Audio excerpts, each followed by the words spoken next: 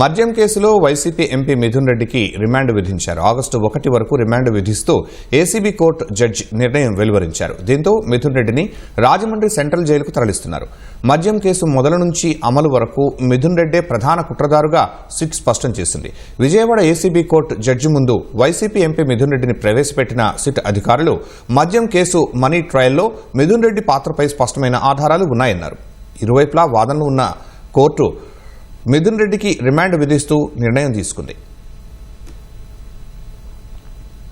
మద్యం కుంభకోణం కేసులో A4గా వైసీపీ ఎంపీ మిథున్ రెడ్డిని శనివారం రాత్రి అరెస్టు చేసిన సిట్ అధికారులు ఈ ఉదయం వైద్య పరీక్షల అనంతరం విజయవాడ ఏసీబీ కోర్టు జడ్జి ఎదుట ప్రవేశపెట్టారు.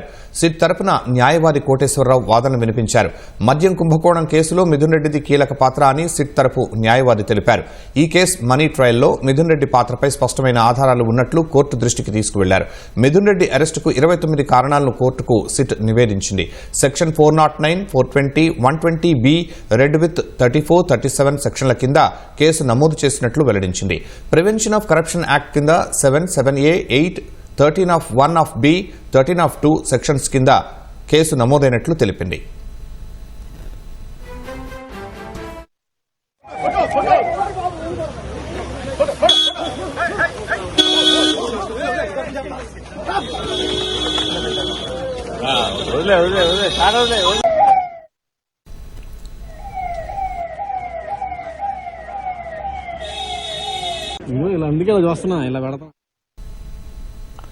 MP Mithun Reddy ground of arrest లో కీలక అంశాలను సిట్ పేర్కొంది.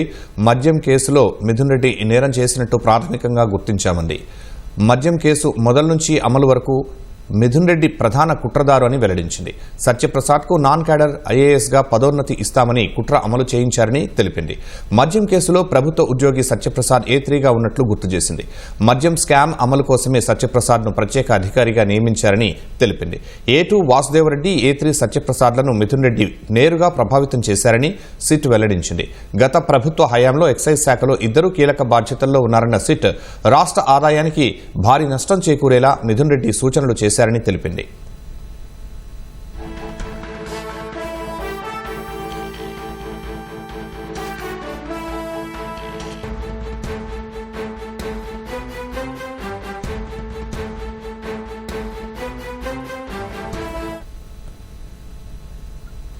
మిథున్ రెడ్డి తరపున సీనియర్ న్యాయవాది నాగార్జున రెడ్డి వాదనలు చేశారు. మిథున్ రెడ్డి 3 సార్లు ఎంపీగా చేశారని, ప్యానెల్ స్పీకర్గా వ్యవహరించారని ఆయన తరపు లాయర్లు జడ్జికి తెలిపారు. మిథున్ రెడ్డి అరెస్ట్ విషయంలో స్పీకర్కు సమాచారం ఇవ్వలేదన్నారు. మిథున్ రెడ్డి వై కేటగిరీ భద్రత కలిగిన ఎంపీ అని గుర్తు చేశారు. అదే సమయంలో రిమాండ్పై అభ్యంతరం వ్యక్తం చేయలేదు. రిమాండ్ విధిస్తే భద్రత దృష్ట్యా నెల్లూరు జైల్లో ప్రత్యేక బ్యారక్ కోరారు. ఈసీజీ రిపోర్టులో తేడా ఉందని జడ్జికి మిథున్ రెడ్డి తెలిపారు. అదే సమయంలో గుంటూరు సబ్ జైలుకు రిమాండ్ ఇవ్వాలని సిట్ న్యాయవాదులు విజ్ఞప్తి చేశారు. పోలీస్ కస్టడీకి తీసుకోవాల్సి ఉన్నందున సబ్ జైల్లో రిమాండ్ ఇవ్వాలన్నారు. ఇరువైపులా వాదనలు విన్న ఏసీబీ కోర్టు జడ్జి ఆగస్టు 1 వరకు రిమాండ్ విధిస్తూ రాజమండ్రికి తరలించాలని ఆదేశించారు. దీంతో మిథున్ రెడ్డి సిట్ అధికారులు రాజమండ్రి సెంట్రల్ జైలుకు తరలిస్తున్నారు.